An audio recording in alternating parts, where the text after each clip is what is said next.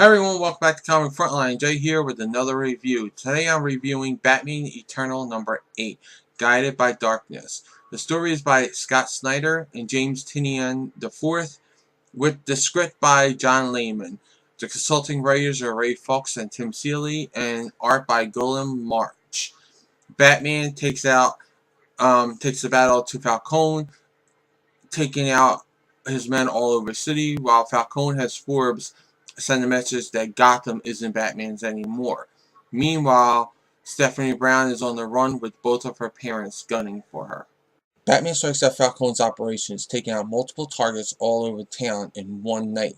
The next day, while researching what Falcone has been up to while he was gone, he finds out that no one he busted was actually arrested, which leads Batman to wonder if the new commissioner is working with them or, against them. Meanwhile, the new lieutenant, Lieutenant Bard, isn't happy with Forbes' policy on leaving criminals go and not getting involved in this ongoing gang war that's ripping through Gotham right now. So he decides to investigate a homicide that is not supposed to be related to this gang war. A crime scene that is now 2 days old and has Vicky Vale investigating it also.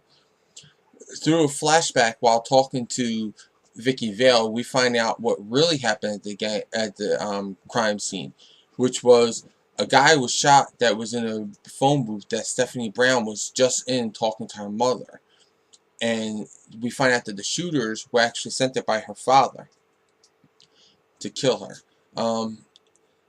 Later on, Forbes gathers Bard and a team of SWAT up on the roof before he calls Batman with the bat signal.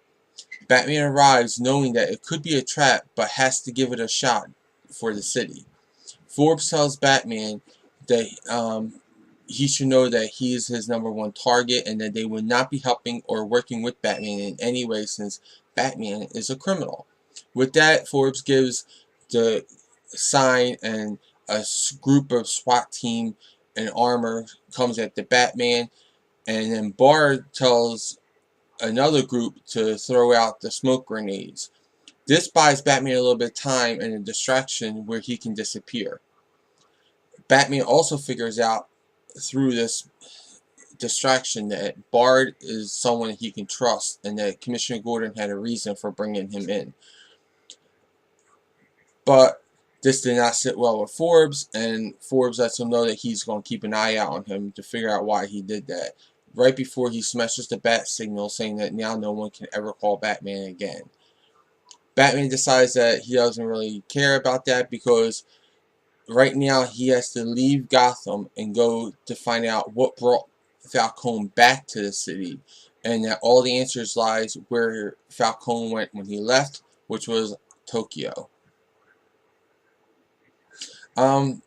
This issue was a little bit better, I think, than the last couple issues, because I think now that they established the actual plot of what's going on in all these stories, that they can start to weave them all together, and we've seen that here. We've seen the gang war tie into the Gordon storyline that tied in with the Stephanie Brown storyline. So other than like the kind of storyline that no one really seemed to have liked, which was the Spectre and Batwing storyline, or the Red Robin nanotech storyline, the other three main storylines that seem to be getting the most attention and attraction for fans have been woven into this one story, which I really like, because I like how they're going to start bringing it together. They need to do this soon because the last couple of issues were getting really, really weak.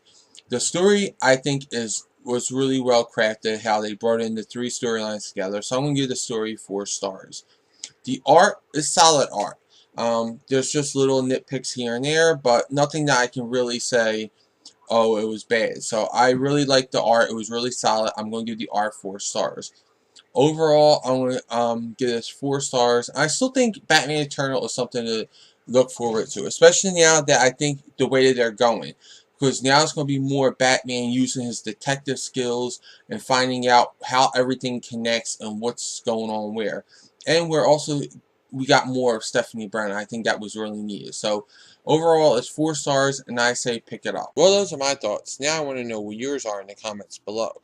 Also, like this video, subscribe to Comic Frontline, check out and subscribe to my channel, The Comic Book Theater. Check out Comic Frontline, the site, for all the latest previews, reviews, news, and interviews.